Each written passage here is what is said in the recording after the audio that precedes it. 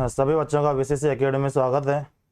कल हमने टेंस का चार्ट पढ़ा था, जिसमें आपने जो टेंस की हेल्पिंग वर्ब होती हैं उनको देखा और उनको आपने याद कर लिया होगा, उम्मीद है। आज हम उसके ऊपर एग्जाम्पल लेंगे और बाकी के टेंस को हम पूरा करेंगे विद एग्जाम्पल। तो आइए शुरुआत करते हैं आज की क्लास की।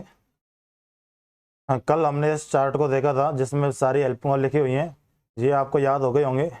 इसमें हमने आपको बताया था कि किस टेंस की क्या हेल्पिंग वर्ब होती है, और इसमें एक टेंस होता है सिंपल, जिसको एक अलग ही टेंस बना के समझाया गया है। इसमें क्या है कि प्रेजेंट सिंपल और प्रेजेंट पास्ट में या पास्ट सिंपल में हेल्पिंग वर्ब का प्रयोग नहीं होता है, इस वजह से इस टेंस को अलग से लिखा गया है। तो आज की क्लास हम शुरुआत करते हैं। आज की क्लास में हम सबसे पहले पढ़ेंगे प्रेजेंट सिंपल। प्रेजेंट सिंपल में क्या होता है वो मैंने बताया था आपको कि सिर्फ वर्ब के फर्स्ट फॉर्म या वर्ब के फर्स्ट फॉर्म में एस या ईएस का प्रयोग होता है। एस या ईएस का प्रयोग कहाँ पर होता है? एस या ईएस का प्रयोग होता है सिंगुलर सब्जेक्ट के साथ में। और सिंगुलर सब्जेक्ट कौन कौन से होते हैं? सिंगुलर सब्जेक्ट होते हैं he, she, it, name. He, she, it और नेम, ये क्या है? Singular subject. और प्लूरल सब्जेक्ट कौन कौन से होते हैं? बहुवचन कर्ता, आई, वे, यू और दे, ये क्या होते हैं? प्लूरल सब्जेक्ट होते हैं। प्लूरल के साथ में सिर्फ वर्ब की फर्स्ट फॉर्म का प्रयोग होता है प्रेजेंट सिंपल में। प्रेजेंट सिंपल में सिर्फ वर्ब की फर्स्ट फॉर्म, और प्रेजेंट सिंपल में अगर सब्जेक्ट सिंगुलर है तो वर्ब की फर्स्ट फॉर्म के साथ में एस या ईएस का प्रयोग होगा। एस या ईएस का प्रयोग होगा, ठीक है। तो इसके ऊपर आज हम एग्जाम्पल लेंगे। ये देखें, हमारा पहला एग्जाम्पल है, राम खाना खाता है। तो मैंने आपको एक फॉर्मूला बताया था कल, उसको आज देखें। सबसे पहले किसी सेंटेंस को बनाते हैं तो उसका एक फॉर्मूला होता है SVO। SVO का मतलब है subject plus verb plus object. अब इस वर्ब में कौन कौन सी वर्ब आती है? Helping verb. एक तो होती है हेल्पिंग वर्ब सहायक क्रिया, और एक होती है मुख्य क्रिया। सहायक क्रिया और मुख्य क्रिया। तो ये हमारा फॉर्मूला है सिर्फ SVO। इसी के ऊपर हमारे पूरे टेंस चलेंगे और पूरी इंग्लिश चलेगी। ये आप देखें, जो हम पढ़ रहे हैं प्रेजेंट सिंपल, इसमें हेल्पिंग वर्ब का प्रयोग नहीं होगा। सिर्फ किसका प्रयोग होगा? मैन वर्ब के फर्स्ट फॉर्म का प्रयोग होगा, या फिर मैन वर्ब के फर्स्ट फॉर्म में एस या ईएस लगाएंगे। तो चलिए देखते हैं आज का हमारा पहला क्वेश्चन। इसका फॉर्मूला है SVO, सब्जेक्ट वर्ब और ऑब्जेक्ट। तो इसमें सबसे पहले सब्जेक्ट पहचानिए। सब्जेक्ट कौन है? राम। सब्जेक्ट होता है किसी काम को करने वाला। अगर हम इससे क्वेश्चन पूछते हैं कि राम खाना खाता है, तो आप क्वेश्चन पूछेंगे कि कौन खाना खाता है, तो आप कहेंगे राम। ये किसका जवाब दे रहा है? हु का। हु का मतलब होता है कौन। कौन खाना खा रहा है? राम खाना खा रहा है। तो सब्जेक्ट हो गया राम। और खाना, ये क्या है? ऑब्जेक्ट है। इसकी पहचान कैसे करेंगे? हम क्वेश्चन से क्वेश्चन पूछेंगे क्या, कि राम क्या खाता है, राम क्या खेलता है, क्या करता है। तो जो क्या का जवाब होता है वो होता है ऑब्जेक्ट। मैं आपसे पूछता हूँ कि राम क्या खाता है, तो आप कहेंगे खाना। क्या कहेंगे? खाना। तो खाना हो गया ऑब्जेक्ट। और क्या करता है? क्या करता है, क्या करता है से हमारी वर्ब निकलती है। तो मैं आपसे कहूँगा राम क्या करता है, तो खाता है। इस वाले एग्जाम्पल में मैं आपसे पूछता हूँ कि राम क्या करता है, तो आप कहेंगे खेलता है। तो इसमें वर्ब ये हो जाएगी। जो क्या करता है का जवाब देता है वो वर्ब होती है। अब चलो इसमें लिखिए SVO के अनुसार। सबसे पहले सब्जेक्ट है राम। राम एक वचन है, तो मैंने आपको बताया कि एक वचन में एस या ईएस लगाएंगे। अब इसमें वर्ब देखिए क्या है? वर्ब है खाना, ये खाता। तो खाता है को इंग्लिश में बोलते हैं ईट। राम ईट। और अब आएगा ऑब्जेक्ट। ऑब्जेक्ट क्या है? फूड, खाना। इसको इंग्लिश में बोलते हैं फूड। अब ये सेंटेंस, इसमें क्या कमी है बताइए मुझे? राम एक वचन है, एक वचन के साथ में क्या लगाते हैं? एस या ईएस। तो इसमें लगाना पड़ेगा एस, तब जाके ये सेंटेंस सही बनेगा, तब जाके सेंटेंस सही होगा, नहीं तो गलत हो जाएगा। Ram Yeats food. अगला सेंटेंस देखिए और बनाइए। मोहन क्रिकेट खेलता है। वीडियो को रोक के आप इस सेंटेंस को बनाइए। इसमें सब्जेक्ट वर्ब ऑब्जेक्ट की पहचान करिए। मोहन क्रिकेट खेलता है, तो इसमें सब्जेक्ट देखिए क्या है? कौन खेलता है? तो मोहन खेलता है, ये हो गया सब्जेक्ट। वर्ब खेलता है, और क्या खेलता है? तो आप कहेंगे क्रिकेट, तो ये ऑब्जेक्ट है। मैंने आपको बताया कि प्रेजेंट सिंपल का फॉर्मूला है बिल्कुल सिंपल, SVO। तो सबसे पहले लिखिए सब्जेक्ट, सब्जेक्ट मोहन, फिर लिखेंगे वर्ब, वर्ब है खेलना, खेलता है, तो इसको बोलते हैं प्ले, मोहन प्ले, और ऑब्जेक्ट लिखो क्रिकेट। सेंटेंस अपना गलत है, क्यों है गलत? क्योंकि सब्जेक्ट है एक वचन, और एक वचन के साथ में क्या लगाना चाहिए? एस या ईएस। यहाँ पर लगाया है क्या? नहीं लगाया, इसलिए यहाँ पर एस या ईएस का प्रयोग करेंगे। ये देखिए मोहन प्लेज क्रिकेट। अब यह सेंटेंस सही है। अगर इसमें हम एक वचन के साथ में एस या ईएस नहीं लगाएंगे तो सेंटेंस हमारा गलत हो जाएगा। अगला देखिए, वह नहाता है, सब्जेक्ट पहचानिए इसमें, वह, ये हमारा सब्जेक्ट है, नहाता है ये हमारी वर्ब है, क्या करता है? तो आप कहेंगे नहाता है, इसमें ऑब्जेक्ट नहीं है, ठीक है। आप क्वेश्चन पूछेंगे वह क्या नहाता है, इसमें हमने पूछा था मोहन क्या खेलता है, इस ऑब्जेक्ट को हटा के हम क्वेश्चन पूछेंगे मोहन क्या खेलता है, तो जवाब आएगा क्रिकेट। तो क्रिकेट ऑब्जेक्ट था। इसमें देखिए वह क्या नहाता है, तो क्या नहाता है कोई क्वेश्चन बनता नहीं है, तो इसमें कोई भी ऑब्जेक्ट नहीं है। तो चलो बनाइए, एसवीओ के अनुसार सब्जेक्ट है वह को बोलते हैं ही, और बात, नहाता है को बोलते हैं बात। सेंटेंस सही है क्या बताइए? सब्जेक्ट एक वचन है, एक वचन के साथ में कुछ ना कुछ लगाएंगे, ये अकेला है एक है तो कुछ ना कुछ लगाओ, इसको डबल करो, तो ही बात्स। अब ये सेंटेंस सही है, ठीक है। अब इसमें और देखिए, इसमें और क्या आता है, जैसे कि यूनिवर्सल ट्रुथ, यूनिवर्सल ट्रुथ होते हैं, जैसे कि सूर्य पूरब में उगता है, सूर्य पूरब में उगता है। यूनिवर्सल ट्रुथ उसे कहते हैं जो कल भी सही था, आज भी सही है और कल भी सही रहेगा। कल सूरज पश्चिम में उग सकता है क्या? बिल्कुल नहीं उगेगा। तो ये हमारा यूनिवर्सल ट्रुथ है। पानी है जो 100 डिग्री सेल्सियस पर ही उबलता है, 100 डिग्री सेल्सियस पर उबलता है, तो 100 पर ही उबलेगा। कल क्या 90 पर उबल सकता है क्या? कल भी ये 100 पर ही उबलेगा, 90 पर नहीं उबलेगा। तो ऐसे सेंटेंस को हम बोलते हैं यूनिवर्सल ट्रुथ, और जिनको हम प्रेजेंट में बनाते हैं, यूनिवर्सल ट्रुथ को प्रेजेंट में बनाते हैं। अब इसमें चलो पहचान करिए सब्जेक्ट, इसमें उगने का काम कौन कर रहा है? सूर्य, तो ये तो है सब्जेक्ट। वर्ब क्या है? सूर्य क्या करता है? उगता है, तो ये वर्ब है। और सूर्य कहाँ उगता है? ये पूरब में, तो ये हमारा ऑब्जेक्ट में ले लेंगे इसको। चलो बनाइए एसवीओ के अनुसार। सबसे पहले लिखेंगे सब्जेक्ट द सन, अब लिखेंगे वर्ब, वर्ब है उगता है, उगना को बोलते हैं राइज, द सन राइज पूरब में, इसको बोलते हैं, मैं को बोलते हैं इन, और पूरब को बोलते हैं इन द ईस्ट, पूर्व में। सेंटेंस बिल्कुल गलत है, क्यों है गलत? क्योंकि सब्जेक्ट एक वचन है, सूर्य बहुत सारे हैं, एक ही है, तो वर्ब के साथ में एस या एस लगाएंगे। यहाँ पर लगाया है क्या? नहीं लगाया, तो लगाओ। The sun rises, sun rises in the east. अब यह सेंटेंस सही हो जाएगा। अगला देखिए, पानी 100 डिग्री सेल्सियस पर उबलता है, इसमें सब्जेक्ट पहचानिए, उबलने का काम कौन कर रहा है? पानी, तो सब्जेक्ट है हमारा पानी, और क्या करता है पानी? उबलता है, तो ये वर्ब है, और कितने डिग्री सेल्सियस पर? ये हमारा ऑब्जेक्ट हो जाएगा। तो लिखिए एसवीओ। सेंटेंस बनाने से पहले आपको सबसे पहले सब्जेक्ट, वर्ब और ऑब्जेक्ट की पहचान करनी है। तो सबसे पहले लिखेंगे पानी, द वाटर, या फिर वाटर। उबलता है को बोलते हैं boil, boil, the water boil. पर को बोलते हैं यहाँ पर एट, अगर यहाँ टाइम आ जाए या फिर कोई टेम्परेचर वगैरह आ जाए तो उससे पहले हम एट का प्रयोग करते हैं, ऑन का प्रयोग नहीं करते। अगर यहाँ पे आप ऑन लगा देंगे तो वो गलत हो जाएगा। The water boil at 100 degree Celsius, इसको ऐसे लिख दो, ठीक है। सही है क्या?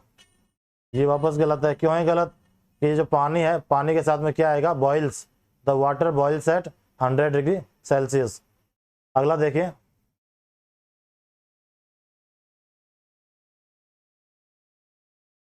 हमारा प्रेजेंट सिंपल है वो हो गया है। वैसे तो जो इंडेफिनिट है, प्रत्येक टेंस में मैंने आपको बताए थे कि 4 पार्ट होते हैं, जैसे कि प्रेजेंट है, प्रेजेंट में 4 पार्ट होते हैं, इंडेफिनेट, कंटिन्यूस, परफेक्ट और परफेक्ट कंटिन्यूस। उन प्रत्येक में सबसे पहला मैंने बताया आपको इंडेफिनेट,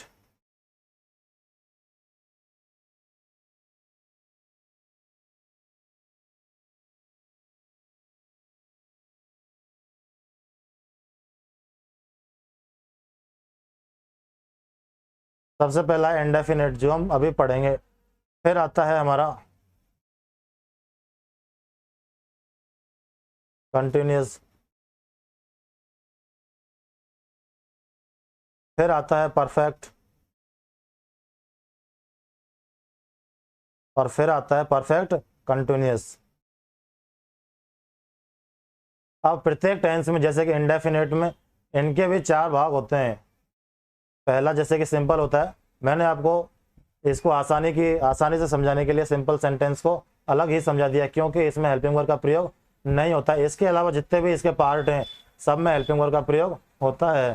तो इंडेफिनेट का जो वैसे वास्तव में ये नेगेटिव से शुरुआत होता है प्रेजेंट इंडेफिनेट में, फिर आता है नेगेटिव,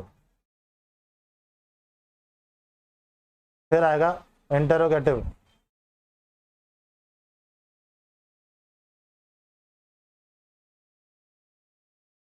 और फिर आएगा इंटरोगेटिव नेगेटिव,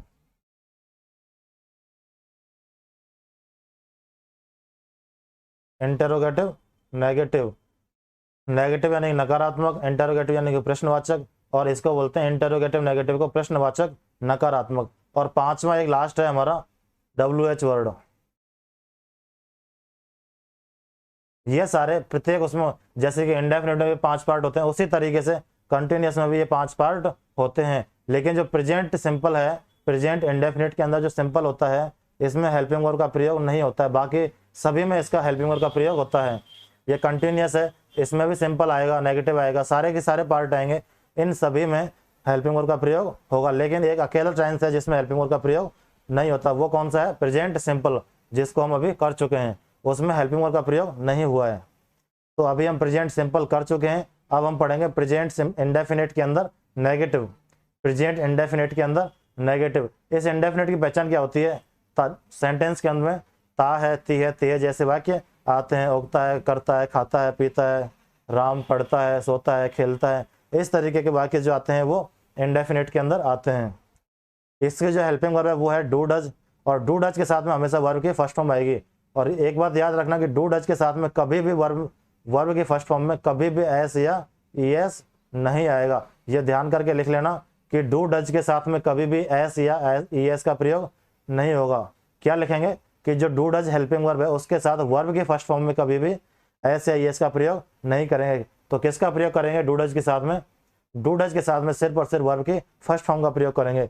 इसमें ना तो कोई सेकंड फॉर्म आएगी ना कोई थर्ड फॉर्म आएगी। अब ये देखें, ये जो डू है ये प्लूरल सब्जेक्ट के साथ में आता है। किसके साथ में? प्लूरल। और ये प्लूरल कौन कौन से मैंने अभी आपको लिखवाए थे? I, we, you, they. I, we, you, they. I, we, you, they ये क्या है? प्लूरल सब्जेक्ट हैं। और जो सिंगुलर सब्जेक्ट हैं वो हैं ही, सी, इट, नेम। ये मैं अभी आपको लिखा चुका हूं, ये देखें। जो सिंगुलर सब्जेक्ट होते हैं वो होते हैं ही, सी, इट, नेम। ये सारे सिंगुलर सब्जेक्ट हैं और प्लूरल सब्जेक्ट हैं आई, वे, यू, दे। आपने जो टेंस का चार्ट बनाया था वहां पे इनको लिख लिया होगा, नहीं लिखा है तो लिख लें जिससे कि आप ये याद हो जाए आपको। सिंगुलर सब्जेक्ट, प्लूरल सब्जेक्ट, इसको आप अच्छी तरीके से याद कर लें।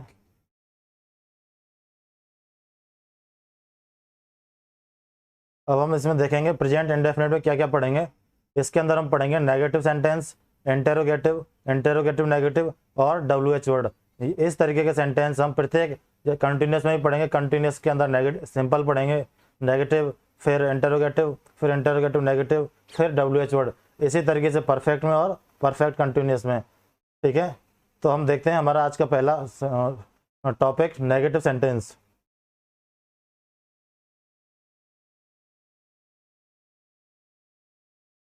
जो नेगेटिव सेंटेंस है उसका फॉर्मूला है, मैंने आपको बताया था SVO। SVO के अनुसार क्या होता है? Subject, verb, object. इसके अंदर हेल्पिंग वर्ब का प्रयोग होगा। तो सबसे पहले सब्जेक्ट लिखेंगे, फिर हेल्पिंग वर्ब लिखेंगे, फिर मेन वर्ब लिखेंगे और फिर ऑब्जेक्ट लिखेंगे। ये नेगेटिव सेंटेंस है, अगर नॉट आएगा, नेगेटिव में नॉट आएगा तो मेन वर्ब से पहले नॉट लिखेंगे। सबसे पहले सब्जेक्ट, फिर हेल्पिंग वर्ब, फिर नॉट, फिर मेन वर्ब, फिर ऑब्जेक्ट। इस तरीके से हमारा ये फॉर्मूला है, सब्जेक्ट, हेल्पिंग वर्ब, नॉट और मेन वर्ब। मेन वर्ब की याद रखें, मेन वर्ब की हमेशा फर्स्ट फॉर्म का प्रयोग होगा प्रेजेंट इंडेफिनिट के अंदर, और फिर इसके बाद में आएगा ऑब्जेक्ट। प्रेजेंट इंडेफिनिट का हमारा चल रहा है नेगेटिव, जो नॉट आएगा वो याद रखिए, नॉट की पोजीशन ये मेन वर्ब से पहले आएगा। तो इसके अनुसार आप एसवीओ की पहचान करिए। सब्जेक्ट राम है और वर्ब देखिए इसमें क्या है, राम क्या करता है, खाता है, तो ये खाता है वर्ब है, और ऑब्जेक्ट इसमें खाना, ये हमारा ऑब्जेक्ट है। तो सबसे पहले हम लिखेंगे सब्जेक्ट राम, सब्जेक्ट लिख दिया। अब लिखो हेल्पिंग वर्ब, राम एक वचन है, राम एक वचन है, तो एक वचन के साथ में हम किसका प्रयोग करेंगे, एक वचन के साथ में हम प्रयोग करेंगे डज का। मैंने ये आपको पहले ही लिखवा दिया है जिससे कि गलती नहीं करें। ये देखिए मैंने यह लिखवाया है कि प्लूरल के साथ में डू का प्रयोग करते हैं और सिंगुलर के साथ में डज का प्रयोग करते हैं, और इन दोनों के साथ में ही वर्ब के फर्स्ट फॉर्म का प्रयोग करते हैं। इस सेंटेंस को एक बार आप बना के देखिए, सूत्र मैंने लिखा दिया है। सबसे पहले लिखेंगे सब्जेक्ट राम, फिर क्या लिखेंगे, फिर लिखेंगे हेल्पिंग वर्ब, राम के साथ में लिखेंगे डज, राम डज। अब यह नेगेटिव है नॉट, तो राम डज नॉट। अब इसके बाद में लिखेंगे मेन वर्ब, मेन वर्ब है खाता है, को बोलते हैं इंग्लिश में eat, Ram does not eat food. Sentence बताइए सही है क्या, और ये हमारा सेंटेंस गलत हो गया। क्यों हो गया गलत, ये हमारा जो सेंटेंस है वो गलत हो गया। क्यों हो गया गलत, क्योंकि राम एक वचन है, इसके साथ में हमने डज का प्रयोग किया, चलो ठीक है, लेकिन डज के साथ में हमने मेन वर्ब में एस या ईएस लगा दिया। मैंने आपको बताया था कि जो डू डज है उसके साथ में एस या ईएस का प्रयोग नहीं करेंगे, सिर्फ और सिर्फ अकेली मेन वर्ब की फर्स्ट फॉर्म आएगी। तो सही सेंटेंस होगा Ram does not eat food, ये हमारा सही सेंटेंस हो जाएगा। अगला देखिए, मोहन क्रिकेट नहीं खेलता है, तो सब्जेक्ट है इसमें मोहन, क्रिकेट इसमें ऑब्जेक्ट है। मोहन क्या नहीं खेलता है, तो आप कहेंगे क्रिकेट, जो क्या का जवाब दे वो ऑब्जेक्ट होता है, और क्या करता है, मोहन क्या करता है, क्रिकेट खेलता है, तो ये हमारी वर्ब है। बनाइए चलो फॉर्मूला देखिए, सबसे पहले लिखेंगे सब्जेक्ट, सब्जेक्ट है इसमें मोहन, सब्जेक्ट है इसमें मोहन, फिर हेल्पिंग वर्ब लिखिए इसमें, ये सब्जेक्ट एक वचन है, तो एक वचन के साथ में किसका प्रयोग करेंगे बताइए, मोहन डू डज, किसका प्रयोग करेंगे वो बताइए मुझे आप। फिर लिखेंगे हेल्पिंग वर्ब लिख दिए, फिर लिखेंगे नॉट, मोहन डज नॉट। अब खेलता है को इंग्लिश से बोलते हैं प्ले, प्ले। इसके बाद में लिखो ऑब्जेक्ट क्रिकेट, और सेंटेंस हमारा गलत हो गया। क्यों हो गया गलत, क्योंकि सब्जेक्ट है हमारा मोहन, इसके साथ में हम एक वचन, ये सब्जेक्ट एक वचन है तो एक वचन के साथ में डज का प्रयोग करते हैं। किसका प्रयोग, डज का प्रयोग, तो यहाँ से डू को काट दीजिए, मोहन डज नॉट प्ले। मैंने आपको बताया था कि डू डज के साथ में एस या ईएस का प्रयोग नहीं करते हैं, ठीक है। तो सही सेंटेंस होगा हमारा Mohan does not play cricket, ये हमारा सही सेंटेंस है। अगला देखिए, वह नहाता नहीं है, इसको आप बनाइए और कमेंट करके बताइए। इसमें सब्जेक्ट बताइए क्या है, वह नहाता नहीं है, इसमें नहाने का काम कौन कर रहा है, वह, तो वह इसमें सब्जेक्ट है, वह सब्जेक्ट है, और नहाता ये हमारी वर्ब है, और नॉट इसमें लगा देंगे, इसमें ऑब्जेक्ट नहीं है। तो इसको बनाइए चलो, सबसे पहले लिखेंगे सब्जेक्ट ही, फिर लिखेंगे हेल्पिंग वर्ब। ये नेगेटिव सेंटेंस है, हेल्पिंग वर्ब का प्रयोग सिर्फ प्रेजेंट सिंपल के अंदर नहीं करते हैं, बाकी सभी में इसका प्रयोग करते हैं। तो इसमें हेल्पिंग वर्ब तो आएगी आएगी, तो हेल्पिंग वर्ब लिखिए Mohan do not bath. Sentence हमारा वापस गलत हो गया। क्यों हो गया गलत, ये सब्जेक्ट है एक वचन है, सिंगुलर है, सिंगुलर के साथ में डज का प्रयोग करते हैं। किसका प्रयोग करते हैं, डज, ही डज नॉट और ये बात सही है, ये मैन वर्ब की फर्स्ट फॉर्म है, इसमें कोई एस या यस का प्रयोग नहीं हुआ है, तो ही डज नॉट बाथ। अब ये हमारा सेंटेंस सही है एकदम, ठीक है। अगला देखते हैं।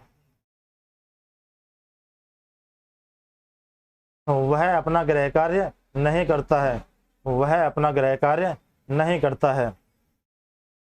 तो सब्जेक्ट देखिए इसमें क्या है, सब्जेक्ट है इसमें वह, इसमें गृह कार्य कौन कर रहा है, वह, तो सब्जेक्ट वह नहीं करता है, करता है ये हमारा वर्ब है, और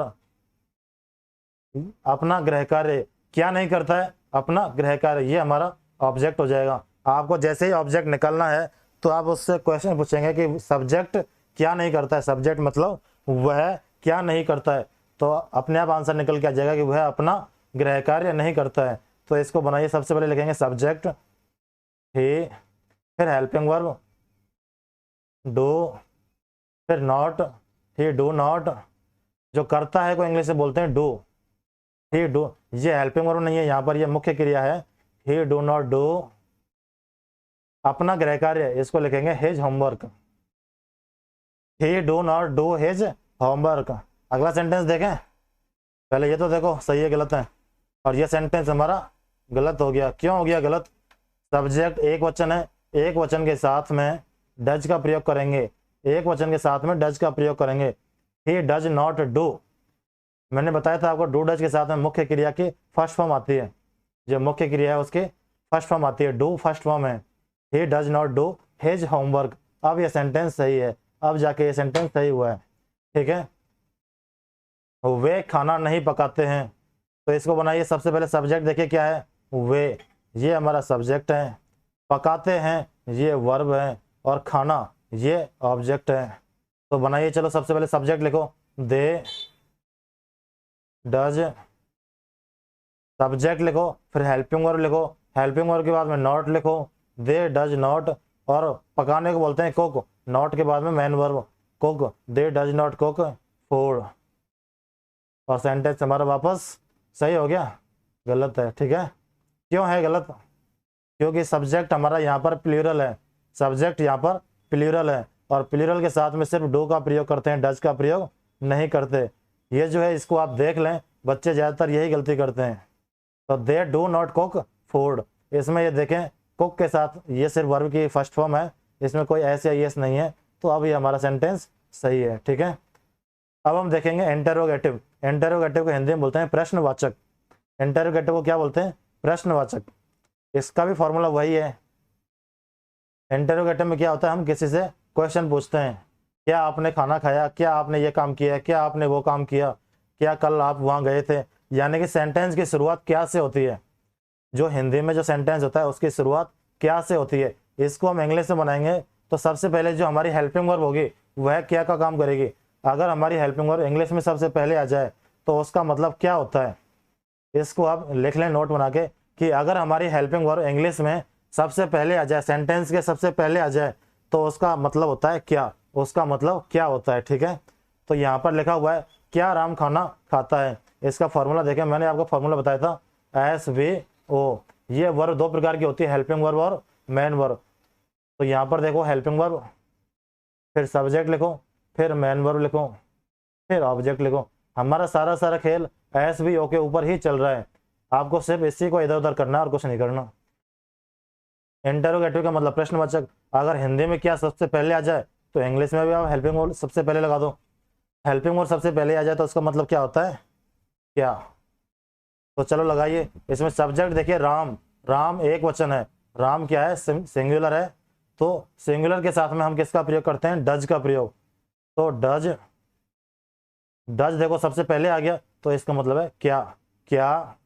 फिर इसके बाद लिखेंगे सब्जेक्ट, सब्जेक्ट लिखो डज राम, क्या राम, फिर लिखेंगे मुख्य क्रिया डज राम कुक, पकाने को बोलते हैं कुक, और फिर लिखेंगे object does Ram cook food, क्या राम खाना पकाता है। ये सेंटेंस हमारा बिल्कुल सही है। इस तरीके से हम अगला बनाएंगे, क्या मोहन क्रिकेट खेलता है, तो इसमें देखिए मोहन कैसा है, सिंगुलर सब्जेक्ट है, एक वचन है, तो एक वचन के साथ में हम किसका प्रयोग करेंगे, डू मोहन देखो हेल्पिंग वर्ब हो गई, सब्जेक्ट हो गया, अब मुख्य क्रिया लिखिए प्ले, डू मोहन प्ले, फिर लिखेंगे क्रिकेट, और सेंटेंस यहाँ पर गलत हो गया। क्यों हो गया गलत? इसमें बताइए मोहन एक वचन है या बहुवचन है? मोहन, आपने बुलाया कि मोहन इधर आ, तो एक आदमी आएगा, 5-6 आदमी आएंगे? एक आदमी आएगा, अकेला आदमी आएगा, ठीक है। तो ये एक वचन है, तो एक वचन के साथ में हम डज का प्रयोग करते हैं। एक वचन के साथ में किसका प्रयोग करेंगे? डज का प्रयोग। तो डज मोहन प्ले क्रिकेट। अब ये सेंटेंस हमारा बिल्कुल सही है, ठीक है। Does Mohan play cricket. अगला देखें, क्या वे नहाते हैं? इसको आप बनाइए, सब्जेक्ट वर्ब ऑब्जेक्ट पहचान करिए सबसे पहले। ये देखिए हिंदी में आ गया, क्या आ गया? क्या सबसे पहले आ गया, तो तुम इंग्लिश में क्या लगा दो, इंग्लिश बनानी है तो। अब लिखिए इसमें वे, तो लिखिए डज, ये हेल्पिंग वर्ब हो गई। फिर लिखेंगे, मैंने बताया था S V O, helping verb पहले आ जाती है, फिर सब्जेक्ट आता है, फिर मेन वर्ब आता है। डज दे, फिर क्या लिखेंगे? Main verb, does they bath. Sentence हमारा गलत हो गया। क्यों हो गया गलत? क्योंकि ये सब्जेक्ट हमारा प्लूरल है, प्लूरल यानी कि बहुवचन है। याद हो गए होंगे, I we you they subject plural होते हैं, और ही सी इट ने सिंगुलर होते हैं। तो डज प्लूरल के साथ में सिर्फ और सिर्फ डू का प्रयोग करते हैं। किसका प्रयोग? डू का। तो ई एस को काटिए, डू दे बाथ। और मैंने आपको बताया था कि डू डज के साथ में कभी भी एस या ई एस का प्रयोग नहीं होता है। तो डू दे बाथ, ये सेंटेंस अब हमारा सही होगा। इसमें से एस को हटा दीजिए, डू दे बाथ, ये सेंटेंस अब हमारा सही हो जाएगा। आप अपनी कॉपी में इसी तरीके से लिखिए, पहले गलत सेंटेंस लिखिए, फिर सही सेंटेंस लिखिए, जिससे कि आपको पता चले कि गलतियां कहाँ कहाँ होती हैं। हम अगला देखेंगे इंटेरोगेटिव नेगेटिव। इसको बोलते हैं प्रश्नवाचक नकारात्मक। हमने नकारात्मक पढ़ा, प्रश्नवाचक पढ़ा, अब दोनों को एक साथ पूछेंगे। प्रश्नवाचक नकारात्मक, प्रश्नवाचक नकारात्मक। इसमें क्या होता है कि क्या वे खाना नहीं खाते हैं, यानी कि शुरुआत में क्या भी आ जाएगा और बीच में नहीं भी आ जाएगा, यानी कि प्रश्न में पूछेंगे और उसमें कुछ नेगेटिव वर्ड भी डालेंगे, यानी कि नहीं। तो इसमें क्या करेंगे? हमारा फॉर्मूला वही है, ये जो एस बी हो है, एस बी हो, हमारा फॉर्मूला यही है। इसमें क्या पहले आ गया तो हेल्पिंग वर्ब को पहले लगा दो, हेल्पिंग वर्ब को पहले लगाना है, फिर सब्जेक्ट को लगाना है, फिर नॉट को लगा, इसमें नॉट आ गया तो फिर नॉट को लगा दो, और फिर नॉट के तुरंत बाद में क्या आती है? मैन वर्ब आती है। नॉट के तुरंत बाद मैन वर्ब आती है। Helping verb, subject, not, man verb, फिर इसके बाद में हम लगाएंगे ऑब्जेक्ट, इसके बाद में ऑब्जेक्ट। ये एस वी ओ से ही बना है फॉर्मूला, इसमें है कुछ नहीं, कभी इधर से इधर कर दिया, कभी इधर से इधर, जो भी है सारा कुछ एस वी ओ ही है। ये देखिए फॉर्मूला लिखा हुआ है, helping verb, subject, not, not कौन से स्थान पे? तीसरे स्थान पे, मैन वर्ब से पहले। कहाँ आता है मैन? ये जो नॉट है कहाँ आता है? मैन वर्ब से पहले। और हम ऐसे भी कह सकते हैं कि मैन वर्ब कहाँ आती है? नॉट के बाद। हम कैसे भी कह सकते हैं। तो चलिए इसको बनाइए, क्या वे खाना नहीं खाते हैं। तो इसको कैसे बनाएंगे? सबसे पहले लिखिए, इसमें हिंदी में देखिए क्या से शुरुआत हुई है, किससे शुरुआत हुई है? हिंदी में इसकी शुरुआत क्या से हुई है? तो सबसे पहले इसमें लिखिए हेल्पिंग वर्ब, हेल्पिंग वर्ब लिखिए वे जो सब्जेक्ट है प्लूरल है। ये कैसा सब्जेक्ट है? प्लूरल सब्जेक्ट है। ये देखिए हिंदी में शुरुआत हुई है क्या से, तो इंग्लिश में हम शुरुआत करेंगे हेल्पिंग वर्ब से। तो डू, सब्जेक्ट लिखिए, वे को इंग्लिश से बोलते हैं दे, डू दे। अब क्या लिखेंगे? नॉट। इसमें देखिए नेगेटिव आया हुआ है, नहीं है, तो इसके लिए लगाएंगे डू दे नॉट। फिर मुख्य क्रिया cook, do they not cook. फिर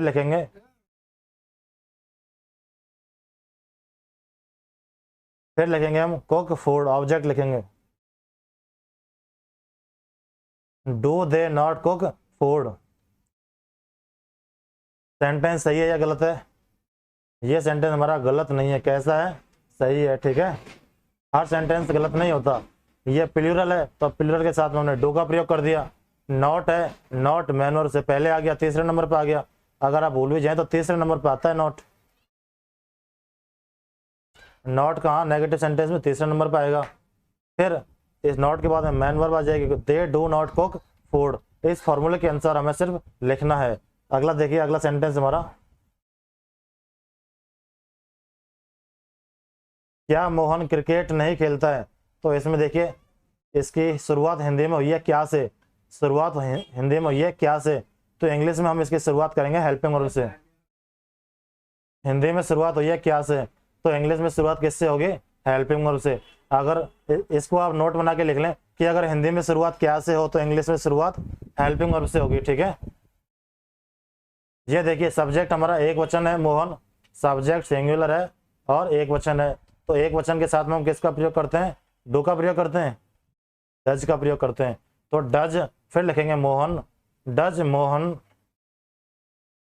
हेल्पिंग वर्ब हो गई, सब्जेक्ट हो गई। अब मैंने बताया कि तीसरे नंबर पे नॉट लिखना है, डज मोहन नॉट, फिर वर्ब लिखेंगे नॉट के बाद में मेन वर्ब, नॉट के बाद में क्या लिखेंगे? Main verb. आप इसको याद कर लें, जैसे कि तीसरे स्थान पे नॉट आता है, फिर नॉट के तुरंत बाद मेन वर्ब आती है, तो does Mohan not play, play के बाद में लिखेंगे object cricket, does Mohan not play cricket,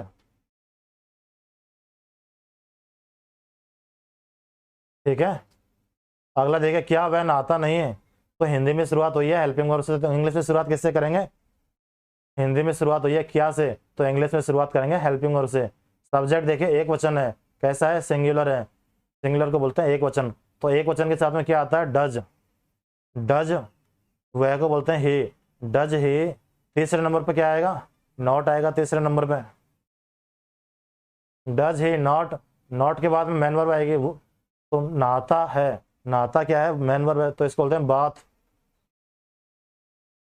does he not bath. Sentence बताइए कैसा है हमारा? गलत है। क्यों है गलत? क्योंकि डज के साथ में, डू डज के साथ में कभी भी एस या ईएस का प्रयोग नहीं होता है, तो इसमें से एस को काटिए, डज ही नॉट बाथ, तो ये सेंटेंस अब हमारा सही है। अगला हमारा लास्ट जो है वो है WH वर्ड। WH वर्ड क्या होता है? इसको आप लिखें कि जब सेंटेंस के बीच में क्या, क्यों, कैसे, कब, इस तरीके के शब्द आ जाएं तो उन्हें WH वर्ड कहते हैं। WH वर्ड की शुरुआत WH वर्ड से ही होती है, जैसे कि क्यों, कब, कैसे, ये बीच में आने चाहिए। वह क्यों खेलता है, वह कब खेलता है, वह कैसे खेलता है, वह कहाँ खेलता है, वह क्यों खाता है, कब खाता है, वह कब पढ़ता है, यानी कि सेंटेंस के बीच में आ जाए। इसको लिखें आप हिंदी में कि अगर सेंटेंस के बीच में अगर WH वर्ड आ जाए, WH वर्ड क्या होते हैं वो आप जान गए, कब, क्यों, कैसे, किधर, ये सारे WH वर्ड होते हैं। कि अगर सेंटेंस के बीच में WH वर्ड आ जाए तो इंग्लिश में शुरुआत WH वर्ड से ही होगी, ठीक है। बाकी हमारा सब सारा कुछ सेम रहेगा, बाकी हमारा सारा कुछ सेम रहेगा, इसमें एक WH वर्ड एक्स्ट्रा था, ठीक है। अब ये देखिए, वह क्यों खेलता है, ये WH वर्ड है, ये क्या है? WH word. इसमें देखिए नहीं का उपयोग नहीं हुआ, इसलिए नॉट नहीं लगाएंगे।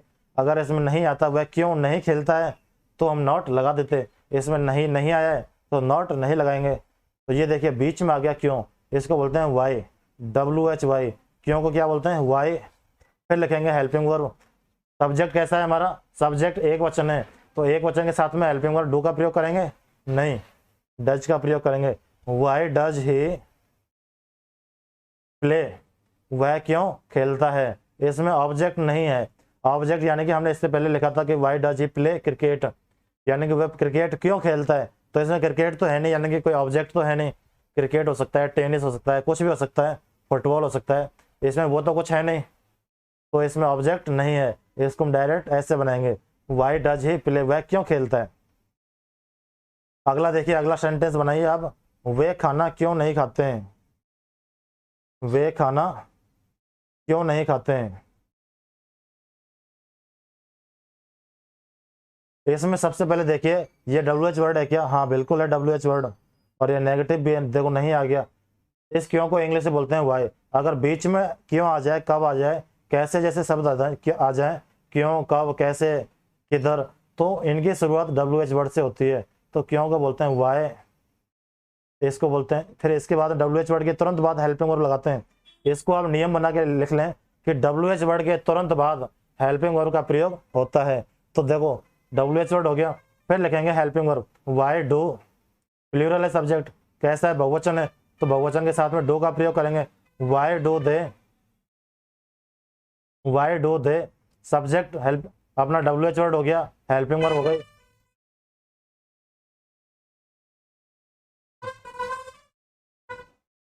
ये देखिए WH word, helping verb, subject. अब ये देखिए, अब हम प्रयोग करेंगे नॉट का। मैंने आपको बताया था कि नॉट तीसरे नंबर पर आता है, लेकिन इसमें WH वर्ड आ गया, उसकी वजह से हमारा जो नॉट है वो चौथे स्थान पर खिसक गया है। अगर ये WH वर्ड नहीं आता तो नॉट हमेशा तीसरे स्थान पर आता है। और फिर नॉट के बाद में क्या आता है, मेन वर्ब आती है। तो वाई डू दे नॉट खाते हैं को बोलते हैं eat, why do they not eat food, और ये WH वर्ड। अब हमारा जो लास्ट है, सीता पढ़ती क्यों नहीं है, तो आप बताइए क्यों नहीं पढ़ती है, बताइए। इसमें सब्जेक्ट देखिए सीता, इसमें सब्जेक्ट सीता है, इसमें देखिए बीच में क्यों आ गया है, बीच में क्या आया है, क्यों, यानी कि WH वर्ड आ गया। तो इसकी शुरुआत WH वर्ड से होगी। सीता पढ़ती क्यों नहीं है, क्यों नहीं पढ़ती है, क्योंकि इसको अब कोई टेंशन नहीं है, इसको पता है कि अब कोरोना की वजह से एग्जाम तो होने नहीं है, पास वैसे ही हो जाएंगे, तो इस वजह से सीता पढ़ती नहीं है। इंग्लिश बनाओ इसकी। सब्जेक्ट देखिए इसमें सीता, इसमें बीच में आया हुआ है WH वर्ड, तो WH वर्ड से इसकी शुरुआत कीजिए वाई, इसको बोलते हैं सीता पढ़ती क्यों नहीं है, तो क्यों को बोलते हैं वाई। फिर लिखेंगे हेल्पिंग वर्ब, ये सीता है जो एक वचन है, इसको बोलते हैं डज, वाई डज। फिर लिखेंगे हेल्पिंग वर्ब के बाद में सब्जेक्ट, वाई डज सीता। फिर लिखेंगे चौथे नंबर पर, यहाँ पे WH वर्ड है तो नॉट लिखेंगे, why does Sita not study, why does Sita not study. या फिर हम रीड भी बोल सकते हैं। रीड क्या बोलते हैं, जब हम सबसे पहले अखबार पढ़ते हैं, जब हाथ में लेके क्या पढ़ते हैं, अखबार पढ़ते हैं, सिर्फ हम उसको रीड करते हैं तो उसको बोलते हैं रीड करना। और एक स्टडी होती है सेल्फ स्टडी, जब हम किसी एग्जाम के उद्देश्य से पढ़ते हैं तो उसको बोलते हैं स्टडी। ठीक है, ये स्टडी और रीड में अंतर है, तो हम किसी का भी प्रयोग कर सकते हैं। हमें सेंस देखना पड़ेगा, ये सेल्फ स्टडी कर रही है या फिर सिर्फ रीड कर रही है। तो ठीक है दोस्तों, आज हमने पढ़ा इंडेफिनिट। इसी तरीके से कंटिन्यूस में भी सिंपल, कंटिन्यूस में भी simple, negative, interrogative, WH word, ये सारे कुछ पढ़ेंगे। और इसी तरीके से परफेक्ट, परफेक्ट, कंटिन्यूस